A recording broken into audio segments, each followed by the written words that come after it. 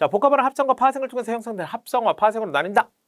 합성화, 파생을 얘기하고 있죠. 그렇구나. 그럼 이제 합성화, 파생에 관련된 지식을 떠올리셔야 하고, 자, 이 어떤 말을 둘로 나눴을 때 그 둘을 각각 직접 구성 요소라고 하는데, 합성어는 직접 구성 요소가 모두 어근인 단어고, 파생어는 직접 구성 요소가 어근과 접사다. 그러니까 이 무슨 얘기냐면, 너네 학교에서 어근하고 접사는 배웠지. 그 어근과 접사가 직접 구성 요소다. 이걸 얘기하는 겁니다. 아시겠어요? 그리고 한 개의 형태소가 직접 구성 요소가 되기도 하고, 두 개 이상의 형태소가 모여서 직접 구성 요소가 되기도 한다. 그러니까 이제 어근이 쪼개져서 형태소로 나뉘게 되면 이제 걔네들이 또 직접 구성 요소가 될 수도 있다라는 얘기를 하고 있는 거죠. 예를 들어서 꿀, 벌은 미안합니다. 그 직접 구성 요소. 그러니까 얘를 딱 잘랐을 때 꿀하고 벌이 모두 어근임으로 합성하다. 그리고 꿀과 벌은 각각 한 개의 형태소다. 개별적인 형태소고, 그리고 개별적인 직접 구성 요소다, 이 얘기죠. 일반적으로 합성과 파생을 통해서 단어가 형성될 때 그 구성 요소의 형태가 유지가 되는데, 형성될 때 형태가 줄어드는 경우도 있다. 그래서 한 단어에서 형태가 줄어드는 경우, 단어 형성에 사용된 말들의 첫물끼리 결합한 경우, 단어 형성에 사용된 말들에서 어떤 말의 앞부분과 다른 말의 뒷부분이 결합한 경우, 세 가지 종류 그냥 그대로 얘기하고 있는 겁니다. 됐어요? 사례나 우리 다시 한번 보고.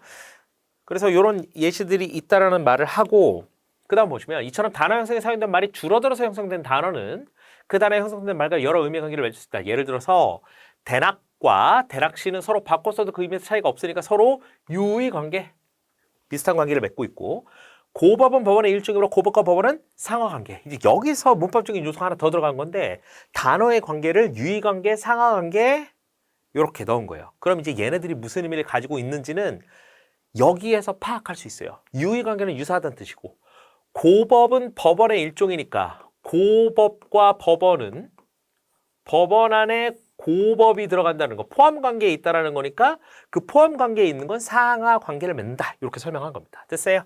그래서 그러나 고법이 형성될 때 사용된 고 등은 고법과 의미 관계를 맺지 않는다. 이런 것들로 설명이 되어 있습니다. 그래서 이 내용 가지고 이제 문제를 차례대로 풀면 되는 거였다. 이렇게 좀 보시면 될 것 같아요.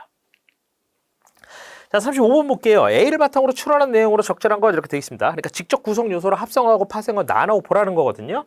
그랬을 때 이제 적절한 거 묻는 건데, 답 볼까요? 놀이방과 단맛의 직접 구성 요소 중에서는 의존 형태소로만 이루어진 것이 있구나라는 거죠.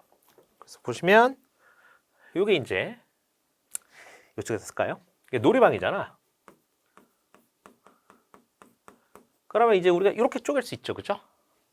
그래서 방이 있고요. 놀이라는 말이 있는데, 놀이는 어때요? 놀다의 놀과 명사 파생 이렇게 나눌 수 있는 거잖아요, 그렇죠? 그리고 단맛 같은 경우에는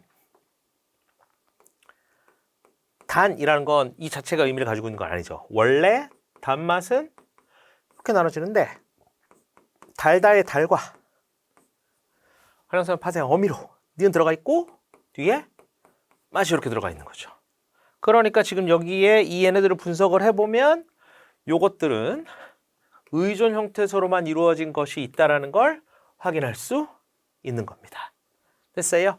그리고 나머지 것들도 마찬가지예요. 뭐 하나만 볼까요? 지은이 같은 경우가 아마 여러분들이 조금 낯설 것 같다는 생각이 좀 드는데, 필자를 뜻하는 지은이, 이거는 지은 사람이라는 뜻이잖아. 지은 사람, 무언가를 지은 사람. 그럼 원래 무언가를 짓다라는 말이지. 됐어요? 그러니까 짓다에 요거에다가 은이 합성이 되고 이가 합성이 된 거죠. 붙은 거지.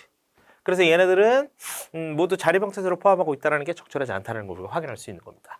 그래서 얘네들은 평소에 여러분들이 좀 분석하는 연습을 하셔야 되고, 이런 것들을 기본적으로 분석하려는 뭐랄까 훈련을 좀 해두셔야 헷갈리지 않고 문제를 풀 수 있다는 거.